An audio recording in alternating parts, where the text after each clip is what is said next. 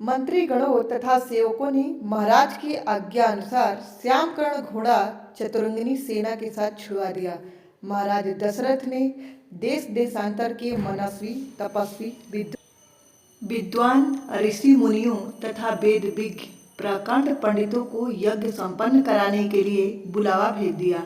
निश्चित समय आने पर समस्त अभ्यागतों के साथ महाराज दशरथ अपने गुरु वशिष्ठ जी तथा अपने परम मित्र अंग देश के अधिपति लोकपात के जमाता रिंग ऋषि को लेकर यज्ञ मंडप में पधारे। इस प्रकार महाराज यज्ञ का विधिवत शुभारंभ किया गया। संपूर्ण वातावरण वेदों की ऋचाओं के उच्च स्वर में पाठ से गूंजते तथा समिधा की सुगंध से महकने लगा। समस्त पंडितों, ब्राह्मणों, ऋषियों आदि को यथोचित धन धान गौ आदि भेंट करके सादर विदा करके साथ यज्ञ की समाप्ति हुई। राजा दशरथ ने यज्ञ के प्रसाद चरा को अपने महल में ले जाकर अपने तीनों रानियों में वितरित कर दिया।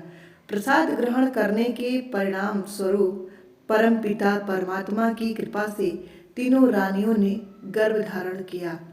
जब चैत्र मास के शुक्ल पक्ष की नवमी तिथि को पूर्णवर्षु नक्षत्र में सूर्य, मंगल, शनि, बृहस्पति तथा शुक्र अपने अपने उच्च स्थानों में विराजमान थे, कर्क लग्न का उदय होते ही महाराज दशरथ की बड़ी रानी कौशल्या के गर्भ से एक शिशु का जन्म हुआ, जो कि श्यामवर्ण, अत्यंत तेजोमय, परम कांतिमान तथा अद्भुत सौंदर्यशाली था।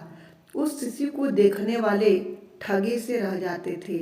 इसके पश्चात शुभ नक्षत्रों और शुभ घड़ियों में महारानी कैकेयी के एक तथा तीसरी रानी सुमित्रा के 2 तेजस्वी पुत्रों का जन्म हुआ। संपूर्ण राज्य में आनंद मनाया जाने लगा। महाराज के 4 पुत्रों के जन्म के उल्लास में गंधर्व गान करने लगे और अप्सराएं नृत्य करने लगी।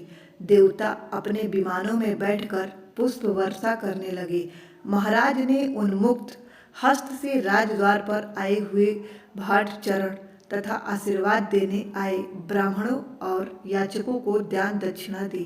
पुरस्कार में प्रजाजनों को धन धान्य तथा दरबारियों को रत्न भूषण तथा उपाधियां प्रदान किया। चारों पुत्रों का नामकरण संस्कार महर्षि वशिष्ठ के द्वारा कराया गया तथा उनके नाम रामचंद्र, भरत, लक्ष्मण और शत्रुघ्न रखे गए।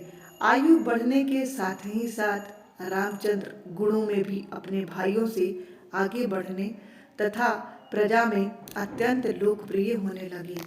उनमें अत्यंत विलक्षण प्रतिभा थी, जिसके परिणाम स्वरूप अल्पकाल में ही वो समस्त विषयों में पारंगत हो गए। उन्हें सभी प्रकार के अस्त्र शास्त्रों को चलाने तथा हाथी, घोड़े एवं सभी प्रकार के वाहनों की सवारी में उन्हें असाधारण निपुणता प्राप्त हो गई थी। वे निरंतर माता पिता और गुरुजनों की सेवा में लगे रहते थे। उनका अनुसरण शेष 3 भाई भी करते थे। गुरुजनों के प्रति जितनी श्रद्धा भक्ति इन चारों भाइयों में थी, उतना ही उनमें परस्पर प्रेम और सौहार्द भी था। महाराज दशरथ का हृदय अपने चारों पुत्रों को देखकर गर्व और आनंद से भर उठता था।